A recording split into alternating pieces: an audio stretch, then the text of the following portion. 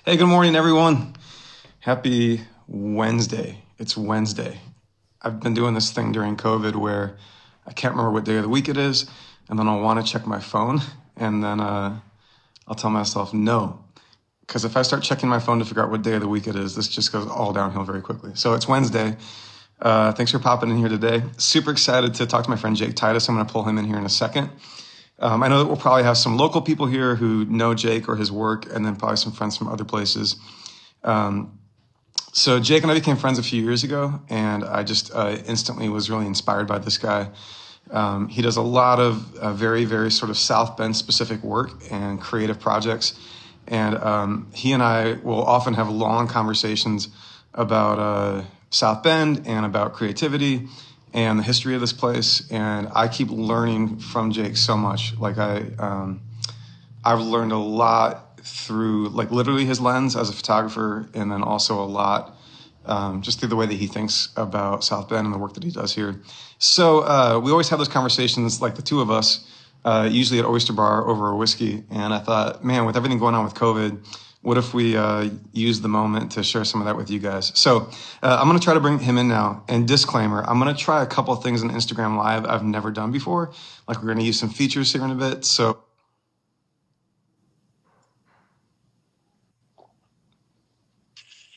yeah. Hey, Jake. Hey, How's it going, man? good. I don't really drink whiskey though, so you can't put that on my brand, That's please. okay. That's fair. That's fair. I think I got you to do it once with Anthony. Yeah, I have drank whiskey before, But but it's not your brand. Okay, that's no, fair. no, no, no, no. Bud Light, please. That's right. You told the people on your podcast that we're going to talk about at the end here that the cream ale at Crooked U has been in your rotation lately. We have a lot of evidence of the cream ale You do. happening right up here. You do. Hey, thanks for jumping in, man. Before we get to like some of the topics at hand, can you just tell us a little bit about what COVID has been like for you in your work and you and Kristen? Yeah, so this is week. I don't. This is either week 7 or 8 working at home, Hmm. and luckily most all of my work can happen at home or by myself out Hmm.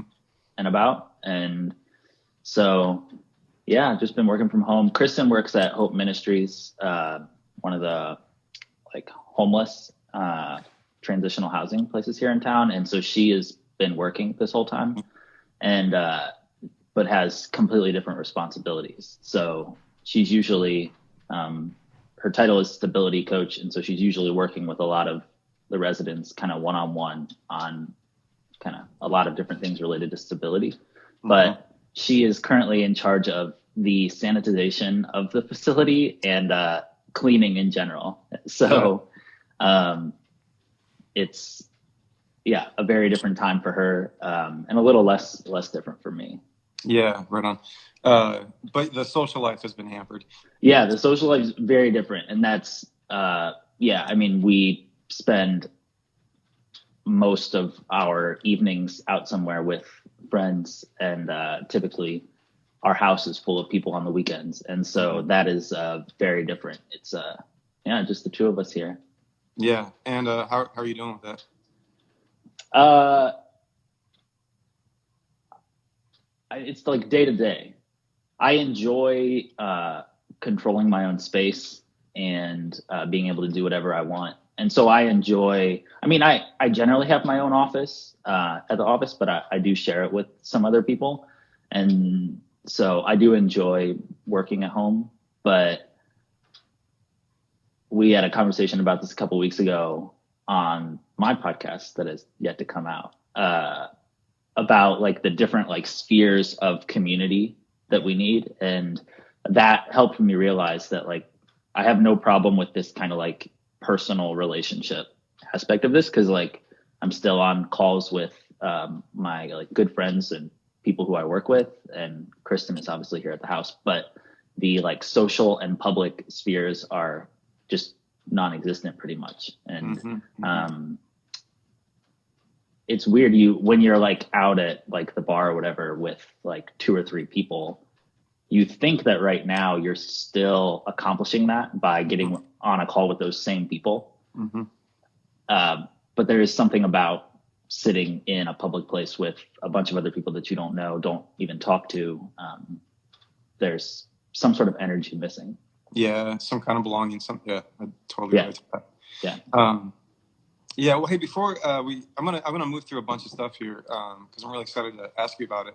One of the things I'm gonna try this time that I've never done before, so bear with me, everyone, is you can submit questions. So don't use the comment line below if you want to submit a question. I mean, you can use the comment line, but people watching, if you want to ask a question of our conversation, hit the question mark button. And toward the end here, I'm going to see if I can pull that up. And I've had a couple of serious live social media fails in the past couple of weeks, so we'll see if it works. But I see a nice mug comment. Yeah. I realize it's apt, but it's actually the mug I drink out of every day. That's nice, dude. That's the people who don't know, that's the South End City Church logo mug. So hey, Jake, I want to get just a little bit of background on your story, and then a little bit, and then really move into your work. You told me once that you thought you'd be a pastor one day. Yeah. The probably second half of high school and maybe like first year in college, that was really the plan. Mm-hmm. And so I went to school to be a physical therapist and then eventually do nonprofit management. But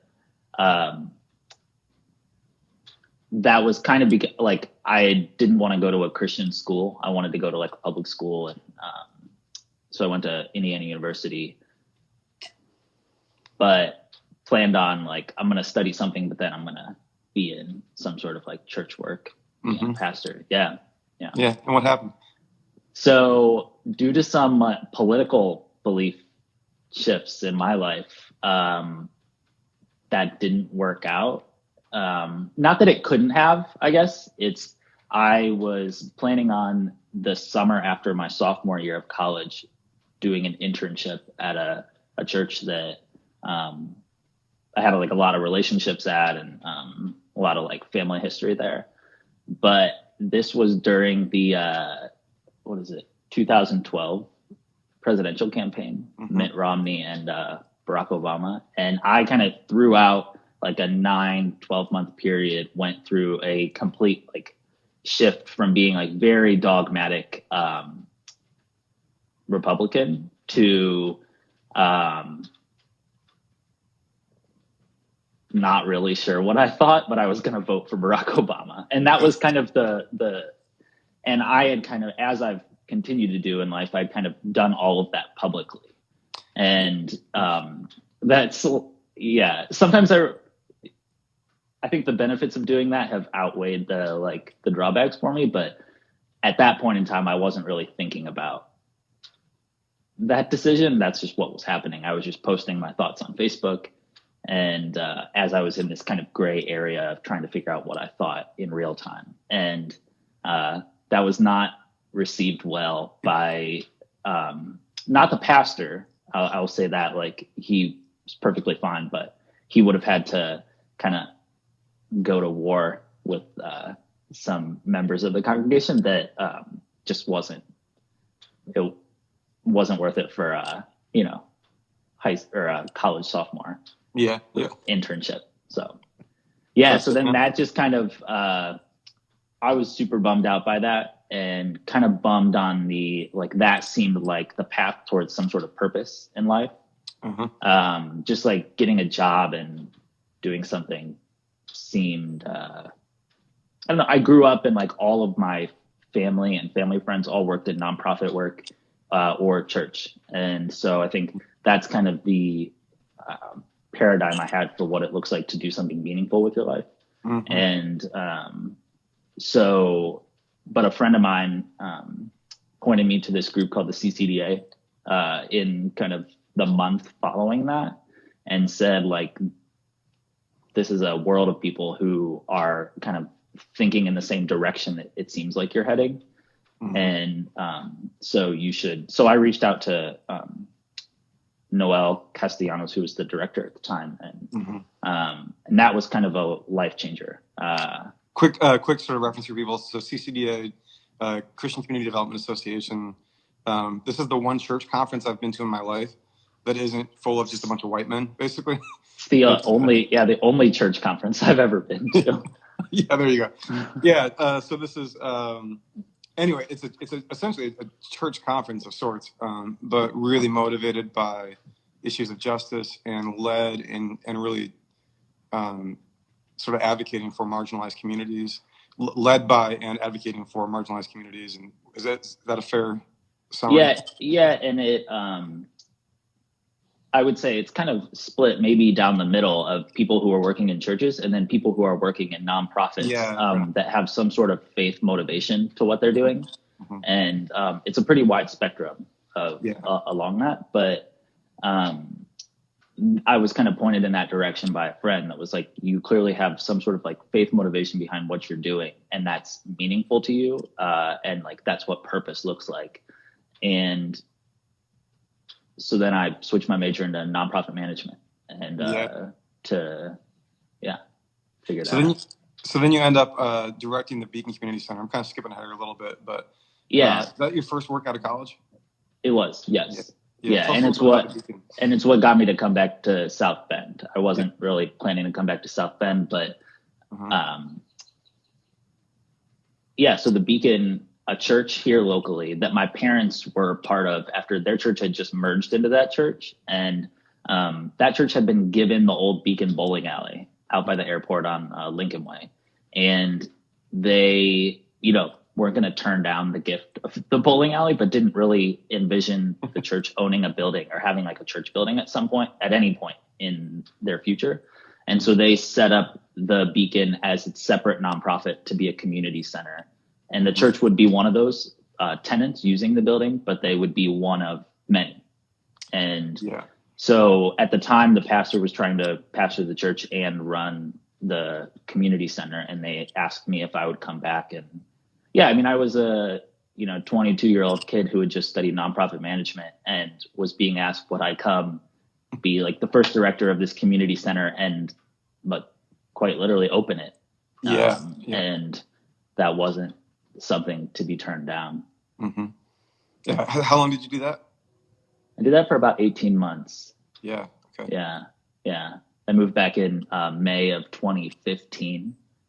And by the end of 2016, I was gone.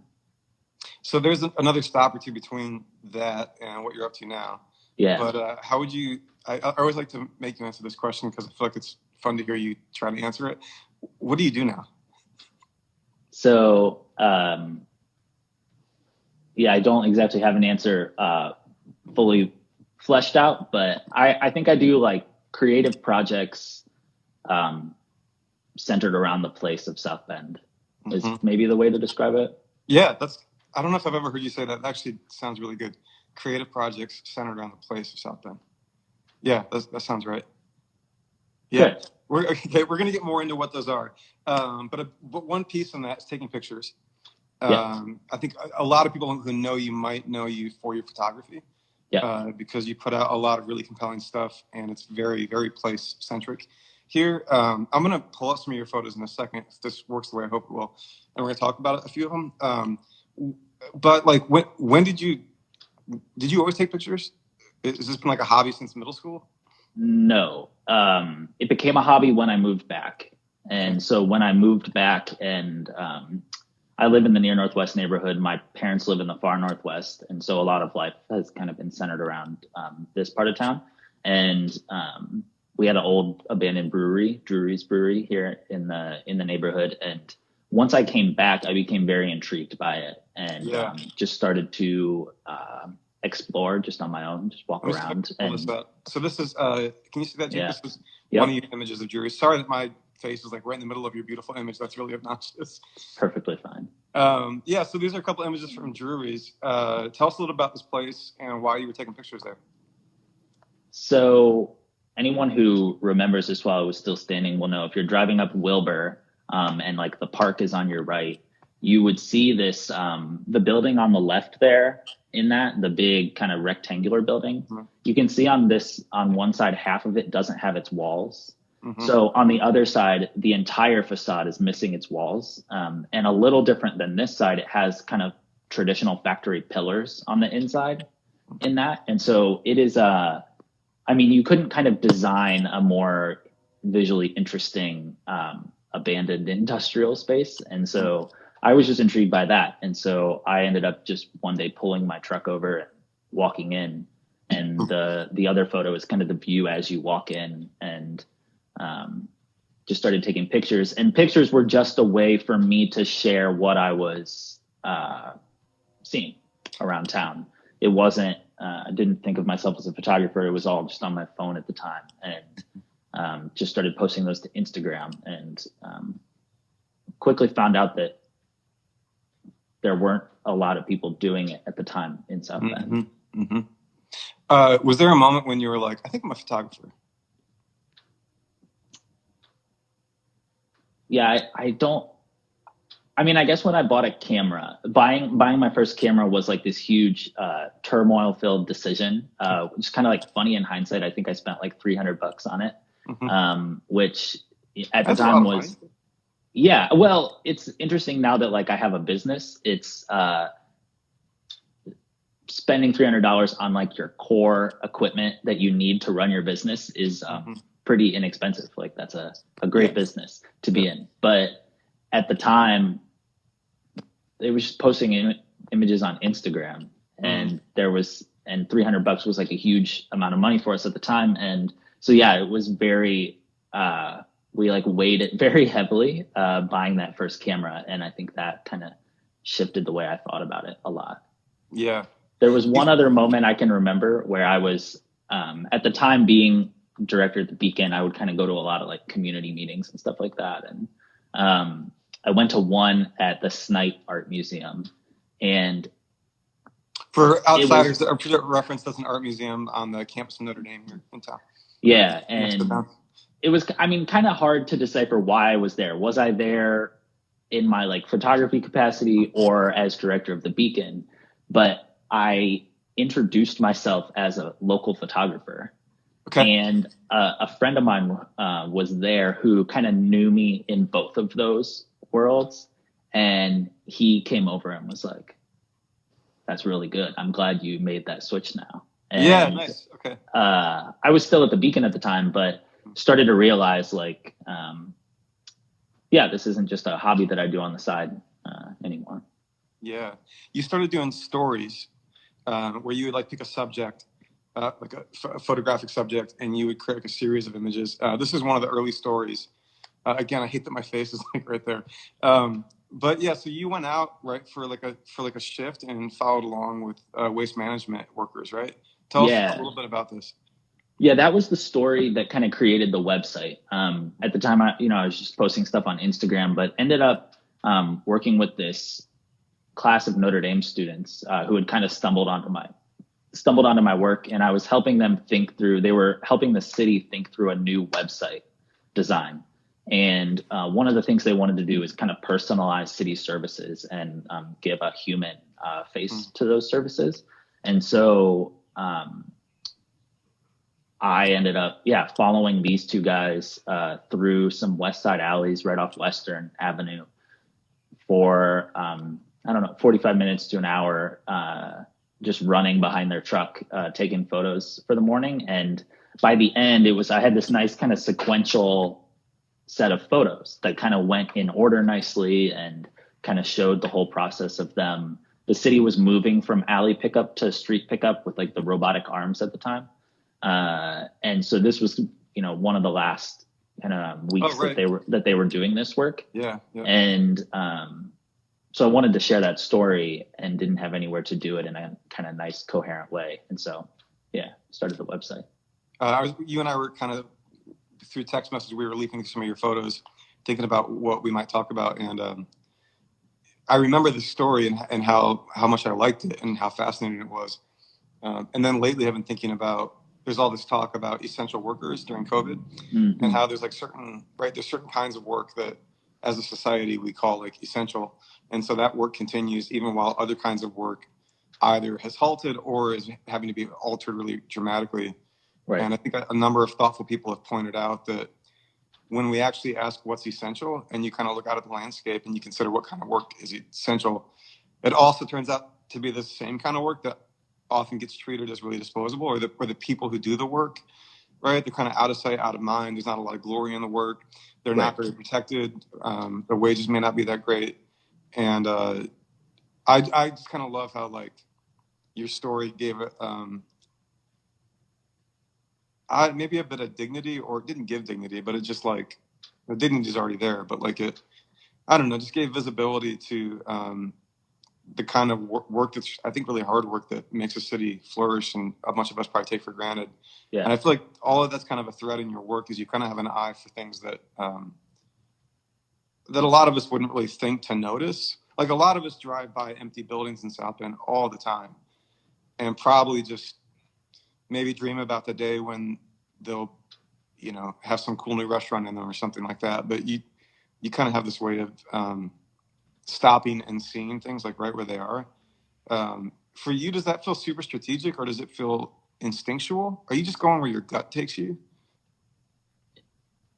Generally, yeah. I mean, obviously there are times when I can kind of think through, like, I know what has worked before and what people have been interested in. But generally when I do that, I end up making more mistakes than not. And that I find that when I just, go after what I see and what interests me, that's what ends up being the best work on the site. I mean, I think even if you look at like the pace of like publishing stories on the site, this so far in 2020 is probably the quickest pace that I've had in since probably the beginning. And a lot of that is I decided to kind of stop thinking about it a lot and just start publishing thoughts I was having, or things that interest me, or I published like a guest post from someone because I got his newsletter and thought it was interesting. And versus like, if you look at probably like last year or the year before, it was just like a super slow pace. And some of that is just, trying to like analyze it too much. Yeah. So when I'm doing work that's creative, I know for me, I can get really stuck in analysis mode. And some of that's like personality type driven or whatever. But I feel like a lot of the artists that I like to learn from and whose work I really admire, if I get a chance to ask them, I find out that one of their strengths is that they've kind of found a way to let their instincts guide them and to kind of move toward their curiosity without a lot of pretense. Yeah. And I feel like that's something that you've had. And I kind of feel like I hear you saying it's kind of been natural to you, but you've also observed that when you're in that mode, the work's better. So you're in that mode more. Yeah. I think that it goes through cycles, right? Like, because it works so well. And like, I think the success comes when you do what's instinctual. Then like with any sort of success comes like the desire to keep hold of that and keep pushing that. And that's when the analyzing starts. And so it's kind of like you expand into this creative instinctual mode. And then that kind of unfortunately forces your mind to zoom in then and try to analyze it until you realize that that's not very like enjoyable way to live or productive. And so then I think you need to like expand again. A little bit like forgetting what got you there. Yeah, absolutely. Yeah, because the instincts got you there, but once you get there, you want to like protect it. So then you try to overprotect it. Yeah, maybe, and then you get back to the instincts. Yeah, I think. Yeah, I see like that same cycle happens so much in like creative work where it's like, if I take like the different mediums that I'll use, for example, at the beginning, I started with photography simply because, and I didn't realize this at the time, simply because it was like a vehicle to tell the stories I wanted to tell. It wasn't like I wanted to be a photographer. But then I have some sort of success with that. People enjoy the photos. And so then I start calling myself a photographer. I start taking on photography jobs. And then suddenly I'm a freelance photographer and realize I had no intention of becoming this. And this isn't actually what I want to be doing. And so then I need to like expand again into, finding new ways to get back to the values that got me into it at the beginning, I think. And like, I even see that now in my life where it's like in this last year, we started Tutton Carroll, our design firm. And I kind of zoomed into like, well, I'm a graphic designer now. And as the year went on, I realized like that's a good way for us to like sustain our lives and have a business. But yeah, there was a need to kind of expand again into like why I'm actually doing this work. So speaking of expanding, you and some others have also, you sort of, I kind of think of you like one thread in your work with some of your friends is that you curate like spaces and events. And it's like one of those things that you've curated a couple times now is permit pending. So Yeah. this is kind of an interesting image of it because it doesn't capture the sort of full life of that event when everybody was around. But tell us what permit pending is as an example of you sort of expanding, and then maybe you can tell us a little bit about this image.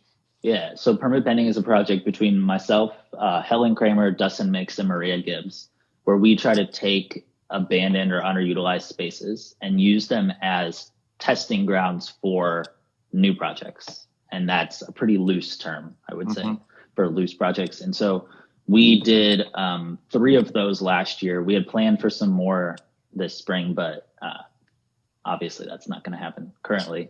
So this one image that you're seeing here was at our second one, and it was the second South Bend Burger Society. So our friend Kevin Lawler, he's the owner of Baker and Rose, a restaurant here in town, and he is working on starting kind of a burger club of sorts, and wanted to test it out, give himself some reps on like how many burgers can you make in 2 hours, and and we're always looking for like an excuse to host an event and do something with an old space. So this is at Vested Interest, the old Zyker dry cleaning plant here in town where our offices are at. And yeah, so this was the second Burger Society. That's our friend Robert standing there who was manning the fires that night. And so, yeah, kind of the layout of that was we had some fires out in the courtyard where people could just hang out, roast s'mores. It was super cold. And so people would kind of come out for a minute and then go back in. But to his right, yeah, we had probably maybe 1,100 or 200 people come through that night and hanging out in there.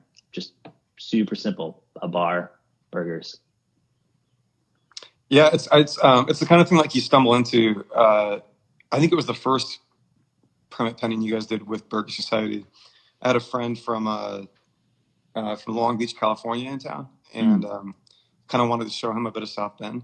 And I was so happy that you guys were putting that on because it was an excuse to show him Vested Interest, the space where you guys office, and the ways that you guys are sort of transforming part of that space, and like this like slightly underground kind of culture that isn't really waiting for permission. I mean, the name's permit pending, which I suppose is kind of a clever, but like it just has the feeling of like we're gonna try this, we're gonna throw it against the wall and see if it sticks and let people show up.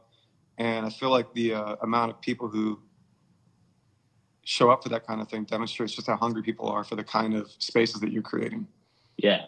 Yeah, we've learned, like, that's been a learned skill of not asking for permission to do these things. And we've learned it from other people here in town. I think, like, particularly Miles Robertson and Nalani, who founded the Bird Cell Project, were kind of huge teachers for me in this, that they, by the end of the Bird Cell Project's run, you know, everything was above board and good to go. But at the beginning, it definitely wasn't. And even so, Pete would come to the opening and be people who are our mayor at the time. Yeah, and be photographed there. And, you know, I think that kind of stuff is really inspiring to see, like, here in South Bend, there is an attitude of we don't have to wait for permission to do these things, particularly related to empty spaces. And because I think, like, what are you gonna, like, we're trying to make burgers and enjoy this empty abandoned space,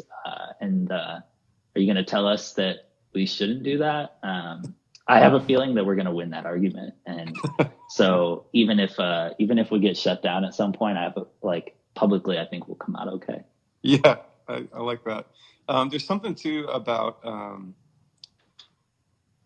so this might be a little, I don't know, woo-woo, but I think an abandoned space isn't an empty space, there's it's not neutral. How about that? Like Yeah. abandoned space isn't neutral, right? There's like an We, ambient sort of weight to it. And then I feel like when you show up, and we had this experience putting our church in an old abandoned space, I think. And I think that like the thing about putting a church in a factory can seem kind of hipster, and maybe it is, but I think to us there was like a really deep kind of spiritual sense that like abandoned spaces want to have life in them. They want human energy in them. They were made for that originally, yeah. and as long as they remain empty, there's sort of this like craving in that space for like human energy to show back up. And then when you do that, like seeing that courtyard packed full of people for permit pending, it's like it's different in some way that it's hard to explain. It's different than just if you built new space and filled it, which I'm not. It's not bad to build new space, but like, does that sound right to you?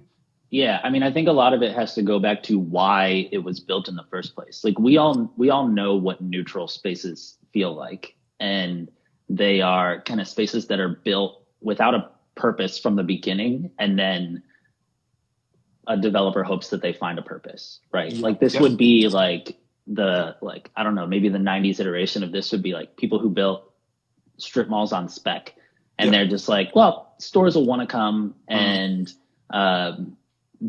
but without a store in there, like that's just, I consider that a pretty neutral space that really doesn't have much to tell you. Mm-hmm. Whereas like these, you think about like the space that South Bend City Church is in, like that was built out of necessity. Mm-hmm. It was built quickly because they needed it to be productive and be useful and contribute to the company and the city. Mm-hmm. And it's the same thing at vested interest, right? Like vested interest is such a weird building because it was built over 100 years as the dry cleaners grew. Right. And they needed more space. And so this space was kind of built to be useful from the beginning. And I think we all have a way of feeling that and feeling that as like a motivating force, that something is wrong, something is like out of alignment when these spaces aren't used for that purpose. Yes. Yeah, I love that. I'm going to come back to space and place in a second, but one more image. It's actually not the one you sent me, but I figured I'd show it like this. So if people don't know, Mayor Pete, our mayor at the time, ran for president. If you don't know, I don't know where you've been. And then Pete has a book, and there's a photo on the front of the book. And Jake took this picture of Pete. So this is probably your most well-publicized art or work. Can you tell us a little bit about the story behind this picture? Yeah, the book publisher knew that if Pete was gonna, run for office or anything, he was gonna be a different kind of politician than I think they were used to. And at the time, no one really knew what his next steps were, but they knew everyone knew there would be a next step. And so they had tried some other designs that didn't have him on the cover, mostly because if you look at, if you just Google like political memoirs, they are all kind of chest up or just the head with some color behind them. And that's it. That's the cover of every political book. And so they had tried some other designs. Nothing quite felt like it worked. And they came to the place where they decided that they needed a photo of Pete in South Bend to really communicate the story. And Pete recommended me. That's kind of how that happened. And so he was familiar with the website and my photos on Instagram. And so where'd you shoot him and why? So we shot in a number of places around town. We did some downtown, some in the Studebaker complex, and then out on Western Avenue, which is where that is. So that's across from Chico's restaurant on Western, kind of at the corner of Olive and Western. And we had gone there because Western is one of the best pictures of Pete's work in South Bend to me. Like this is the challenge is we can't just have the city government do all the work, right? And develop and build out the city. We won't really have kind of the culture and growth that we need. And I think on Western, you've seen this kind of beautiful back and forth where the city invested in the streets. The city offered a facade matching grant program. And out of that has seen a lot of business growth. Business growth of people who live in the neighborhood or like live in the surrounding area, not just like big businesses moving in, but people seeing. You see this relationship where the city treats the street and the corridor in their neighborhood with kind of the respect that it should be, and people return that respect by opening businesses, redoing their facades, and throwing events.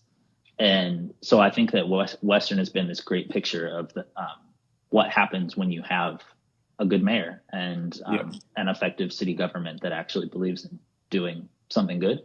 And so knew that I wanted to get some photos of Pete out there, and Chico's one of his popular spots that he will eat at. We met downtown, but he had actually just come from a meeting at Chico's. I didn't know that, but yeah.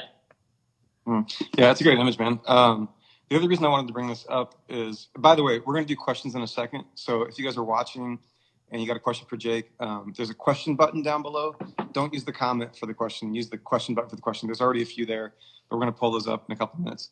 But one of the other reasons I thought this was kind of a helpful thing to point to is with Pete's campaign, it's like somewhere along the way, like a note got passed around to all the national reporters, like the New York Times, the LA Times, and the note said, "Call Jake Titus," it seems like. And so I know that you got personally asked quite frequently to help journalists understand South Bend as a way of reporting on Pete. But then you also were passing them on to other people around town. And sometimes I was part of those conversations. And maybe some of the good of that was a whole bunch of us were asked to think and talk about like what South Bend is, what it means. And I think all wanted to do that in a really faithful way. But there's some hard questions in some of those interviews. Where I think the journalists are kind of looking for a sense of the whole. Yeah. You know, they've got a couple of column inches and they're going to try to cover South Bend. And I think a lot of us who live here felt a little resistance to the idea that you could do justice to the complexities that are here. But I think the good thing is it really has forced a lot of fresh conversation about what this place is and what it means. And along those lines, I started thinking a lot about place a few years ago, and some of that was kind of theological for me. Like a lot of good theologians will argue that like in the Bible, geography is theology, like place is theology in a way that modern people probably don't think about as much. We're more transient. We maybe have a relationship with place that's a little more transactional or exploitative or whatever. We just kind of come, get what we can get out of a place and move on. But I don't think that's the way that we're really wired to actually live in a relationship with place. So there's like theology or like a spirituality to that. So I was like studying that for a long time. And then when I kind of got to know you and your work, it struck me that you've had like an instinct for place. And I don't know how much of that came from whatever study or from other kinds of work, but also I just feel like you've had an instinct for it. Like you have some intuitions about what place is and what South Bend is as place. Do you remember always like having those instincts, or did that get developed through some experiences? That's a good question. I don't know if I always had an instinct for it, but a lot of my life has been kind of shaped by. So the way I ended up in South Bend originally is my parents moved us when I was 7 years old to work at Camp Raybird, which is a camp on the west side of town. Oh, my mom just commented his mom Shout out taught to him Jake's that. mom. Yeah, I mean, awesome. So my parents, you know, they left a comfortable middle class life in near Akron, Ohio, to move here and work at camp to quite literally at the time like a very low income lifestyle to work at camp. And then the next 15 years of our life were shaped by that place. Everything revolved around it, right? Like we lived on the camp. It was both my parents' work. All of our friends revolved around it. And so I think I would probably be foolish to say that doesn't kind of animate some of what I do today. Is that like I spent my entire life kind of centered around a specific place, and that place was useful for a purpose. It wasn't just like, this is our house and this is just where we live. It was like, we live here for a reason. We only live here because we work here. And we work here because we believe in the mission of what we're doing. And I think that like some of that continues in the way I think about life here in South Bend today. Yeah. Does that make sense? Yeah, I think so. Yeah. I also think that Oh, Jake froze for a sec. We'll get him back in a second here. Gotcha. Back? Yep. Am I back? Okay.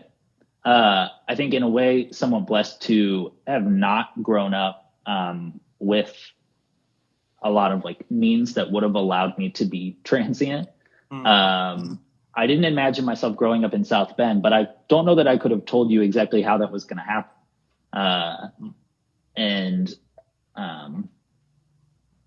So yeah, it wasn't, I think like when I think about place a lot, I think we do ourselves a favor when we look to like marginalized people a lot, who have an incredibly good sense of place out of necessity. And like people will wonder why like guys will like tattoo 574 on their body. And that is like an incredible sense of place that people feel when you don't, like, that's what you have. When you don't grow up with, a bunch of resources, like you have where you live, and tying yourself to that becomes very important. This feels like one of the ways that, this might be a bit crass to say it like this, but one of the ways that the poor are rich and the rich are poor. Like, absolutely. That you think luxury is not having to be tied down to a place, but in fact, like you lose a lot by not having your roots in a place. Yeah, and we see now, I mean, I think we're seeing now with this reemergence of like people moving into cities and like cities becoming hip, is so much of that is the rich trying to like buy that sense of place and culture. And I've been thinking about this with the Coronavirus Society's post that I put on the website, where Aaron Wren talked about kind of the thickness of places in the Midwest, as shown right now, where you see like people fleeing big cities. And like, I didn't think I knew very many people who lived in New York City, and I know a ton of people who have fled New York City. Or know of people, and at the same time, a city like New York should have like it seems to have the strongest brand. People love to tell you that they're from there. People love to post photos of their family there, and it's been interesting realizing how kind of thin that sense of place is, though. It has kind of this top line brand, and then this bottom line, you live there. And it's missing this whole middle chunk that I think we have in places like South Bend, somewhat out of necessity. I cannot just pick up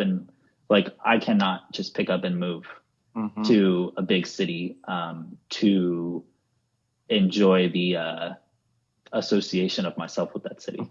Yeah, and I think it wouldn't dawn on most of us during something like COVID to like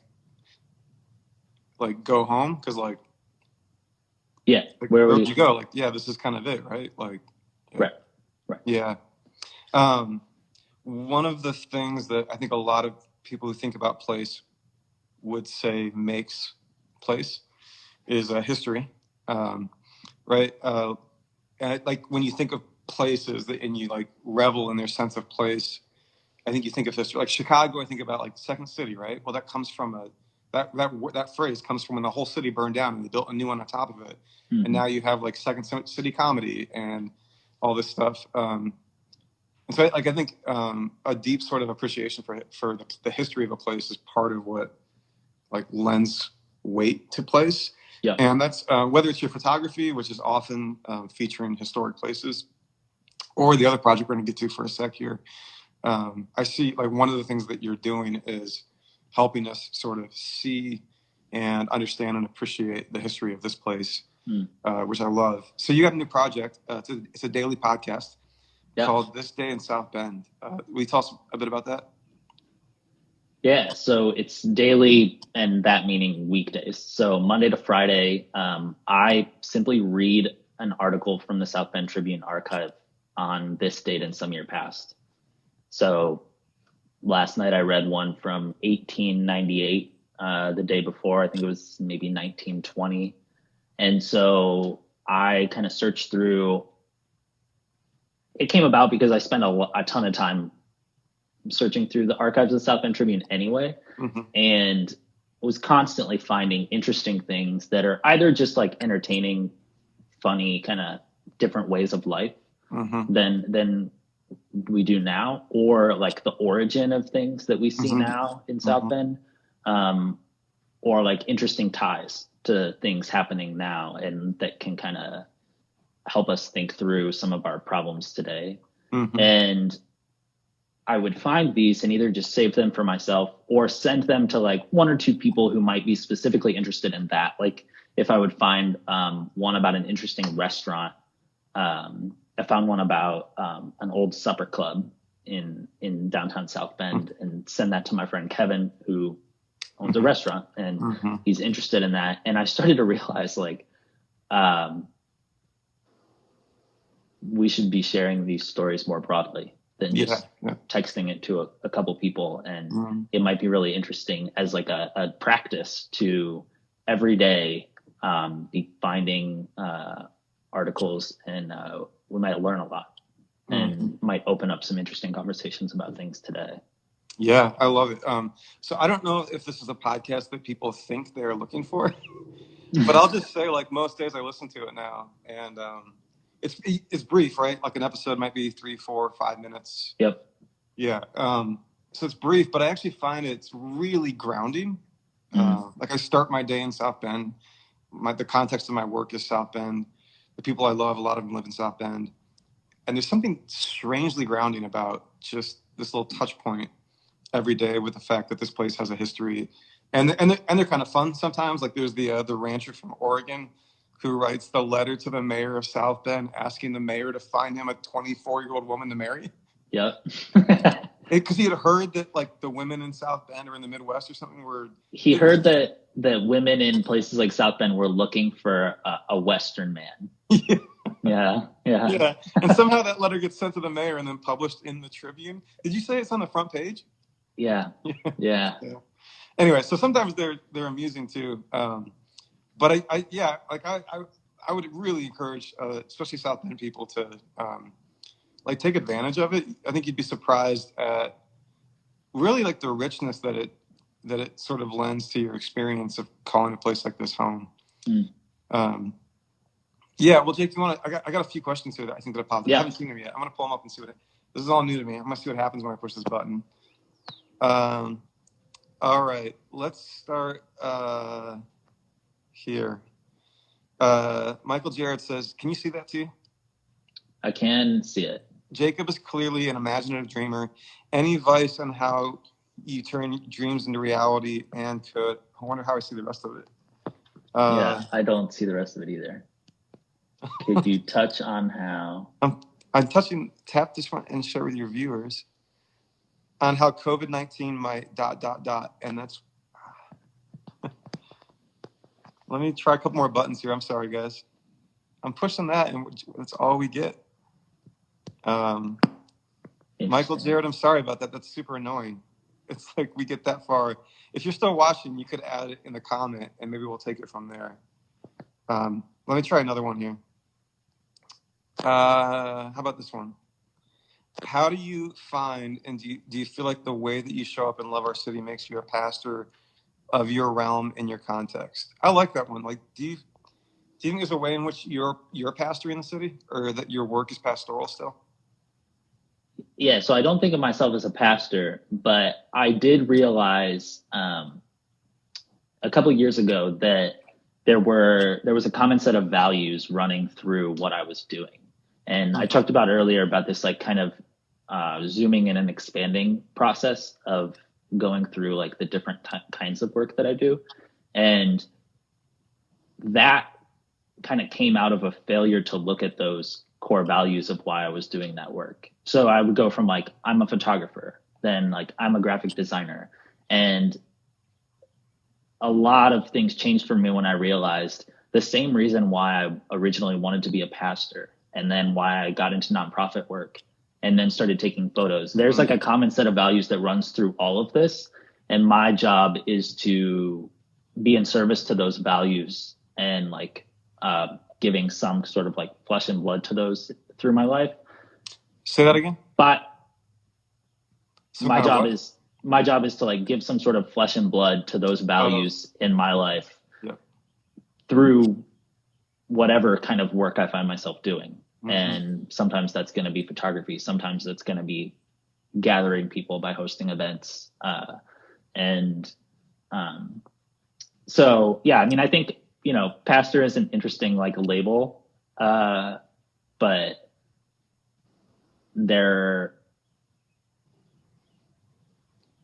I do think, when you start hosting like a local podcast and like a local blog, there is some element of thinking through, like, I don't think that I have the luxury of thinking about my podcast as just my podcast and my thoughts and whatever I want to say, right? Because there aren't a ton of podcasts about South Bend. There's a few. But like there is a responsibility. This needs to be like reflective of the diversity of the city. This needs to kind of, it's not just the Jacob Titus hour. Yeah, it's like I do think there's a, I do. Yeah, I think that is probably a better. I actually have an old Union pin that just says Steward that I wear sometimes. And I think that is more the way that I think about it sometimes. Mm-hmm. I'm gonna try one more here. See if I can.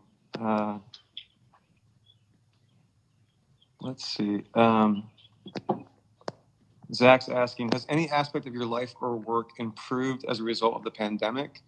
Do you think, and I'm going to go back and see if I can read more of that in my little, do you think that change will continue as we return to some kind?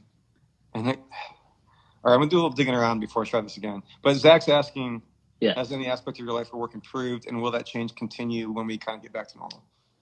Yeah, I think so much of my work has improved, and I've just realized that in the last few days, and it's made me, I think, really excited. At first, I was pretty bummed because so much of my work happens in the context of other people, and like I always talk about that, like if something shows up on my blog, it's gone through a number of hands to get there, and not in any sort of professional sense, like an editor and stuff like that. But essentially there is like, I have somewhat of like a community of editors and people who think through these things with me. And I'm missing that a lot. But I think what that has on the other side, I'm alone with my thoughts a lot and I have a lot of time, and, that time is what started this daily podcast, right? Like I'm sitting around thinking, just like looking at things on the newspaper archive, and we've been walking a fair amount. And as you're walking, you find buildings and things like that, and lots of like conversations around the kinds of things that I might talk about on the blog, and all of that kind of open space in life has, which I completely recognize as like a rarity for a lot of people. Like a lot of people have like a complete lack of open space. Like lucky to have a job that can be pretty chill right now. And I don't have kids. And so just 2 cats that just sit around the house all day. And so in the terms of when we return back, that's a good question. I don't know. I have certainly seen the value of this open space and walking a lot, and not just like waking up and getting right to work. That kind of stuff has been really valuable, but I might be a little foolish to say that all of those things are going to continue after. Yeah, but maybe. Yeah. That's a good note to end on, I think, man. Anything else you want to share with us? People can check out the podcast This Day in South Bend. You also have with Dustin South Bend on Purpose podcast, which is longer form, really great conversations. You guys have killer guests. Oh, do we?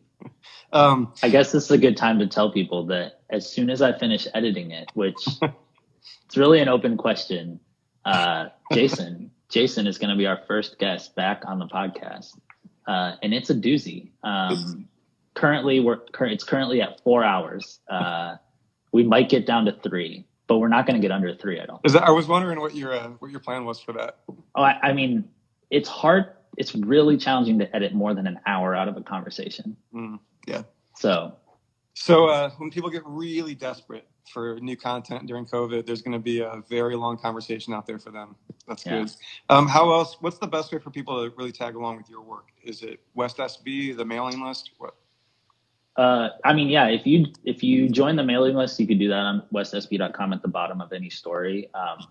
I email out any piece of work, podcast or blog that goes out there. And for other, I don't know, random projects, Twitter and Instagram are a good spot. Awesome. Yeah. Thanks for hanging today, man. I appreciate you jumping into this with me. Friends online, we miss you all, love you all. And hopefully we'll see you soon. Yeah. Thanks, guys.